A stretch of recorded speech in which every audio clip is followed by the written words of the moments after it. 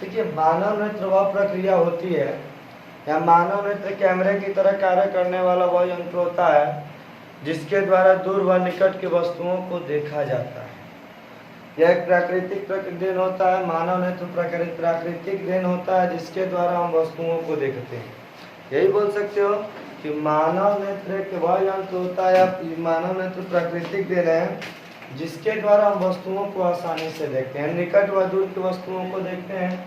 हम लोग पढ़ेंगे मानव नेत्र के अंग में सबसे पहले हम लोग पढ़ेंगे दृढ़पटल। दृढ़पटल का दूसरा नाम होता है, मतलब इसको इंग्लिश में हम लोग बोलते हैं स्क्लेरा। क्या बोलते हैं? स्क्लेरा। इसको बोलोगे कि ये देखिए जो हमारे आंख का ये जो व्हाइट वाला पार्ट है ये सफेद रंग का दिखाई देता है, इसी को हम दृढ़पटल बोलते हैं। इसका कार्य क्या होता है? ये हमारे आंखों की सुरक्षा करता है। हमारे आंखों की रक्षा कौन करता है पूछा जाए? दृढ़पटल। हमारे आंखों की रक्षा कौन करता है? दृढ़पटल। ये कैसे कलर का होता है? सफेद रंग का होता है, जिसके कारण इसको हम श्वेत पटल भी कहते हैं। कौन सा पटल? श्वेत पटल भी कहते हैं। इतना समझ में आ रहा है आप लोगों को? यदि इस पे ये व्हाइट वाला जो पार्ट है, इस व्हाइट वाले पार्ट पे यदि हल्का सा भी चोट लग जाता है, जैसे मान लीजिए या कहीं मतलब कुछ पड़ जाए तो आँख को हम मिस देते हैं, तो ये वह कैसा रंग का हो जाता है? रेड। और इसको हम कंजक्टिवा बोलते हैं। कंजक्टिवा क्या बोलते हैं? कंजक्टिवा। ठीक है, लाल होने की प्रक्रिया कंजक्टिवा। इतना समझ में आ गया? क्या बोलोगे कि दृढ़पटल हमारे आंखों की सुरक्षा करने का भाग होता है या रक्षा करता है, या व्हाइट कलर का होता है जिसके कारण श्वेत पटल बोलते हैं। देखिए, ये जो व्हाइट वाला पार्ट है इसके ऊपर एक पतली सी झिल्ली पाई जाती है। व्हाइट वाले पार्ट के ऊपर, दृढ़पटल के ऊपर एक झिल्ली पाई जाती है, वो पारदर्शी झिल्ली होती है। उस झिल्ली को हम कार्निया बोलते हैं। क्या बोलते हैं? कार्निया। ये पारदर्शी झिल्ली होती है। समझ में आ रहा है आप लोगों को? तो क्या बोलोगे कि दृढ़पटल के ऊपर एक पारदर्शी पतली सी झिल्ली पाई जाती है, बहुत पतली होती है। तो दृढ़पटल के ऊपर एक पारदर्शी झिल्ली पाई जाती है। व्हाइट वाला पार्ट है ना, इसी के ऊपर पारदर्शी झिल्ली पाई जाती है, पतली सी झिल्ली होती है, जिसे हम कार्निया बोलते हैं। प्रकाश कार्निया से होकर ही नेत्र में जाता है। प्रकाश कार्निया से होकर ही कहाँ जाएगा? नेत्र में। याद रखिएगा, प्रकाश कहाँ से होकर जाता है? प्रकाश कार्निया से होकर ही हमारे नेत्र में जाता है। ठीक है, पूछा जाता है, बहुविकल्पी क्वेश्चन आता है कि नेत्र के किस भाग से प्रकाश होकर, नेत्र में प्रकाश किस भाग से होकर जाता है? तो कार्निया। कार्निया नेत्रदान में कार्निया को ही दिया जाता है। नेत्रदान में कार्निया को ही दिया जाता है। इतना समझ में आ रहा है ना? कार्निया क्या होता है? ये जो व्हाइट वाला पार्ट है इसको स्क्लेरा बोलते हैं, दृढ़पटल बोलते हैं। सफेद रंग का होता है तो श्वेत पटल बोला जाता है। इसका कार्य क्या करता है? हमारे आंखों की सुरक्षा करता है, रक्षा करता है। कार्निया, इसके ऊपर एक झिल्ली पाई जाती है, वो पारदर्शी होती है। नेत्रदान में इसी को दिया जाता है। आंख मतलब प्रकाश नेत्र में कार्निया के से ही होकर जाता है। अब देखिए, कार्निया के ऊपर एक उभरी सी झिल्ली पाई जाती है। ये जो काला हुआ पार्ट दिखाई दे रहा है, काला कलर, उजाला का मतलब जो व्हाइट वाला है, इसको हम लोग बोलते हैं क्या? दृढ़पटल, स्क्लेरा। और इसके ऊपर जो एक काला वाला पार्ट दिखाई दे रहा है आप लोग को, ये वाला आपका होता है आइरिस। क्या होता है ये? आइरिस। आइरिस 3 कलर का होता है, black, brown, blue. Black, brown, blue. Iris कितने कलर का होता है जी? 3। आइरिस कितने कलर का? 3। Black, brown, blue. Black, brown, blue. Iris के मध्य में एक छोटा सा बिंदु होता है। आइरिस के मध्य में एक छोटा बिंदु होता है जिसको हम बोलते हैं पुतली। क्या बोलते हैं? पुतली। आइरिस के मध्य में छोटा सा एक बिंदु होता है जिसे पुतली कहा जाता है। आइरिस के मध्य में एक छोटा सा बिंदु पाया जाता है जिसे पुतली कहते हैं। देखो, दोनों याद रखना है। पूछा जाए कि पुतली में प्रकाश कहाँ से प्रवेश करता है, तो आइरिस से। पुतली में प्रकाश कहाँ से प्रवेश करता है? आइरिस से। और हमारे आंखों में प्रकाश कहाँ से आता है? तो कार्निया से। आइरिस कितने कलर का होता है? 3। Black, brown, blue. Black, brown, blue यह जलवायु पर निर्भर करता है, जबकि पुतली केवल एक ही कलर की होती है, ब्लैक। पुतली कैसे कलर की होती है? ब्लैक। पुतली कैसे कलर की होती है? जो काला वाला पार्ट है इसके अंदर एक छोटा सा बिंदु होता है जिससे हम लोग क्या बोलते हैं? पुतली। पुतली हमेशा कैसी होती है?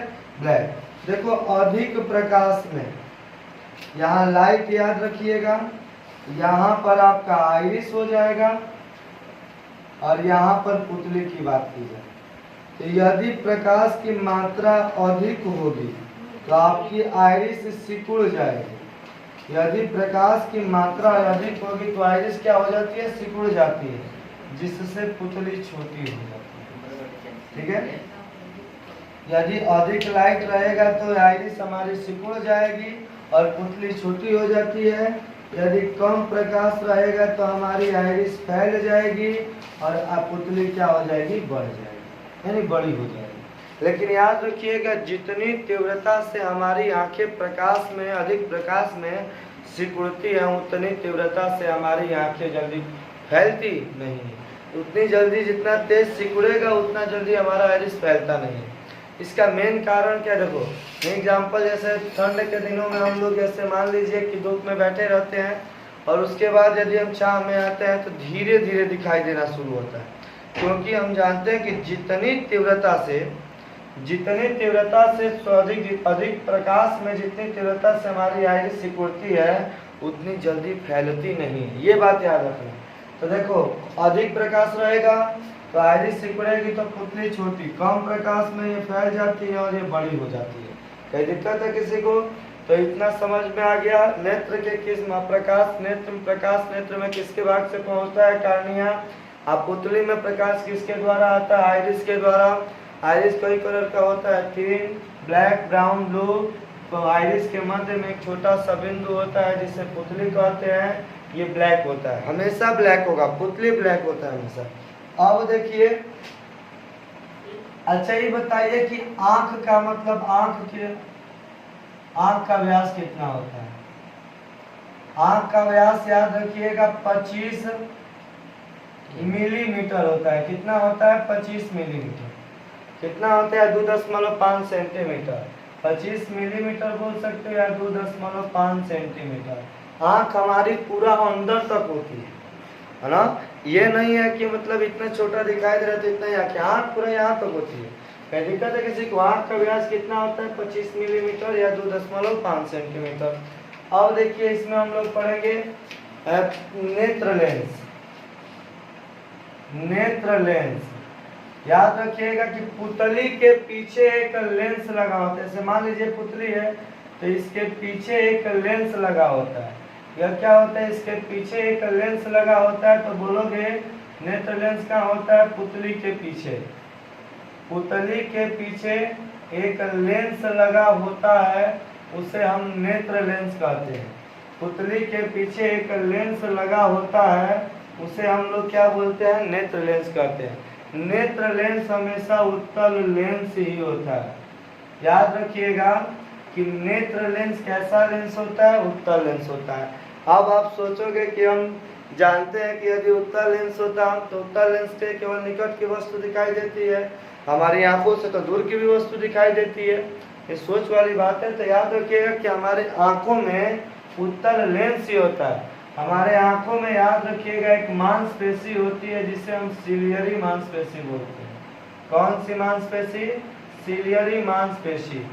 सिलियरी मांसपेशी इसके ऊपर रहती है। देखो यदि दूर की वस्तु को देखना होगा तो सिलियरी मांसपेशी लेंस को पकड़कर फैला देंगे।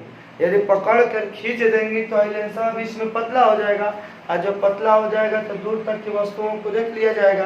और जब निकट की वस्तु और छोटा कर देगा तो निकट की वस्तु को देख लोगे।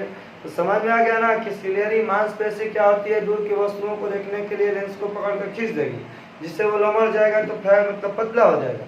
अब पतला होगा तो पतले लेंस के द्वारा याद रखिएगा, ये आपको मतलब लेंस पढ़ाए हैं तो बताए हैं, यदि निकट की वस्तु को देखना होगा, निकट की वस्तु को देखने के लिए हम उत्तल लेंस का यूज करते हैं।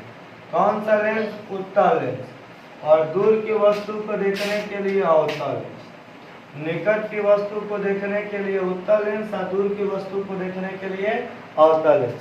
हमारी आंखों में कौन सा लेंस होता है? उत्तल लेंस होता है। कौन सी मांसपेशी होती है? सिलियरी मांसपेशी, इसको पश्चिमाभी मांसपेशी अभी बोला जाता है। या दूर की वस्तुओं को देखना होता है तो लेंस को पकड़कर खींच देगी, जिससे लेंस फैल जाता है, माने पतला हो जाता है, जिससे हम दूर की वस्तु को देख लेते हैं। और जब निकट की वस्तु को देखना होगा तो हम लोग क्या करते हैं, मतलब ये लेंस को पकड़कर सिकुड़ा देती है, जिससे हम निकट की वस्तु को देख लेते हैं। हाँ, जब खराब हो जाएगा उसके बाद हम लगाते हैं। दोस्त के लिए बताएंगे, लेकिन याद रखिए लोग कि निकट के वस्तु के देखे कोई तो उत्तल लेंस, और दूर की वस्तु को देखना होगा तो अवतल लेंस। तो दोस्त के लिए अलग हो जाएगा। कहीं दिक्कत है इसमें किसी को? नेत्र लेंस कहाँ होता है? पुतली के पीछे होता है, उत्तल लेंस लगा होता है। अब देखिए, मान लीजिए कि ये पुतली है और ये लेंस है, यहाँ पर इसके मध्य में जल भरा होता है, इसके मध्य में जल भरा होता है, जिसे जलीय द्रव कहा जाता है। तो जलीय द्रव कहाँ होता है? पुतली और नेत्र लेंस के मध्य में। पुतली और नेत्र लेंस के मध्य में जल भरा होता है, जिसे एक्वस ह्यूमरस या जलीय द्रव कहते हैं। जैसे मान लीजिए ये पुतली है, ये आपका नेत्र लेंस है, तो इसके मध्य जो लिक्विड भरा होगा इसको हम जलीय द्रव बोलेंगे। अब देखिए, इसके पीछे होता है रेटिना। नेत्र लेंस के ठीक पीछे क्या होता है? रेटिना, जिसको हम दृष्टि पटल भी बोलते हैं। क्या बोलते हैं? दृष्टि पटल। कहीं दिक्कत है किसी को? नेत्र लेंस के ठीक पीछे रेटिना पाया जाता है। नेत्र लेंस के पीछे के भाग को रेटिना बोलते हैं। मनुष्य का प्रतिबिंब, याद रखिएगा कि नेत्र का प्रतिबिंब कहाँ बनेगा? रेटिना पर। यदि प्रतिबिंब पूछा जाए कि आंख का प्रतिबिंब कहाँ बनता है? रेटिना पर। कहाँ बनता है? रेटिना पर। रेटिना कहाँ होता है? नेत्र लेंस के पीछे। अब देखिए, प्रतिबिंब बन गया। यदि अस्पष्ट प्रतिबिंब पूछे, अस्पष्ट प्रतिबिंब, तो पीत बिंदु पर बनता है। कहाँ बनता है? पीत बिंदु पर। जैसे बताया गया कि आइरिस है करिया का, आइरिस के मध्य में एक छोटा सा बिंदु होता है, जिसे हम लोग क्या बोलते हैं? पुतली बोलते हैं। उसी प्रकार इस रेटिना के मध्य में भी एक छोटा सा बिंदु होता है, जिसे पुतली कहा जाता है। इस रेटिना के मध्य में एक छोटा सा बिंदु होता है, जिसे पीत बिंदु कहते हैं। यदि देखो प्रतिबिंब की बात कही जाए तो प्रतिबिंब पूछा जाए तो रेटिना पर, यदि स्पष्ट प्रतिबिंब बनाना हो तो पीत बिंदु पर। आपने देखा होगा या सुने होंगे कि यदि किसी भी चीज को लक्ष्य साजा जाता है मारने के लिए, तो सबसे पहले हम डायरेक्ट नहीं ना मार देते हैं, पहले ध्यान से उसको देखते हैं, तो हमारे रेटिना पर प्रतिबिंब बनता है, तो उस समय उस वस्तु का शरीर दिखाई देगा। लेकिन जब हमारे पीत बिंदु पर आ जाएगा प्रतिबिंब, तो जहां मारना होगा वही दिखाई देता है। स्पष्ट प्रतिबिंब कहाँ बनता है? पीत बिंदु पर। ओनली प्रतिबिंब पूछा जाए रेटिना पर। देखिए, नेत्र लेंस और रेटिना के मध्य में लिक्विड भरा होता है, इसको हम कांचाभ द्रव बोलते हैं। क्या बोलते हैं? कांचाभ द्रव। क्या बोलते हैं इसको? कांचाभ द्रव। या देखो, कांचाभ से क से कीचड़ भी होता है। क से क्या होता है? कीचड़। तो आंखों में कांचाभ कीचड़ किसके द्वारा होता है? कांचाभ द्रव के द्वारा। आपने देखा होगा कि जो हमारी आंखें होती है गोल होती है, तो हमारी आंखें गोल किसके कारण होती है? कांचाभ द्रव के कारण ही होती है। यदि कांचाभ द्रव हमारी आंखों से बाहर निकाल दिया जाए तो हमारी आंख मतलब पूरा एक में चिपक जाएगी, गोल नहीं रहेगी। तो यही कारण है कि लोग यदि कांचाभ द्रव निकल जाता है तो उस समय लोग पत्थर का आंख लगाते हैं। किसका आंख लगाते हैं? पत्थर का। तो बताइए, इससे आंसू निकलता है, इससे कांचाभ द्रव। आपसे पूछा जाए कि आंख किसके कारण गोल होती है, तो कांचाभ द्रव के कारण। क्योंकि देखिए, एक बैलून ले लीजिएगा, यदि उसमें हम पानी को भर दें, जितना ज्यादा पानी भरेंगे उतना वह गोल होगा। तो इसकी मात्रा कम होती है, इसकी मात्रा अधिक होती है। कहाँ होता है? नेत्र लेंस और रेटिना के मध्य में होता है, कांचाभ द्रव पाया जाता है। यदि यह निकल जाए, क्या हुआ?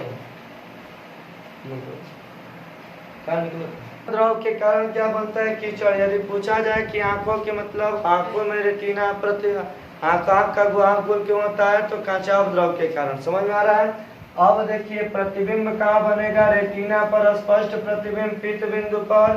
बताइए, निकट की वस्तुओं को देखने के लिए उत्तल लेंस, दूर की वस्तुओं को देखने के लिए अवतल लेंस।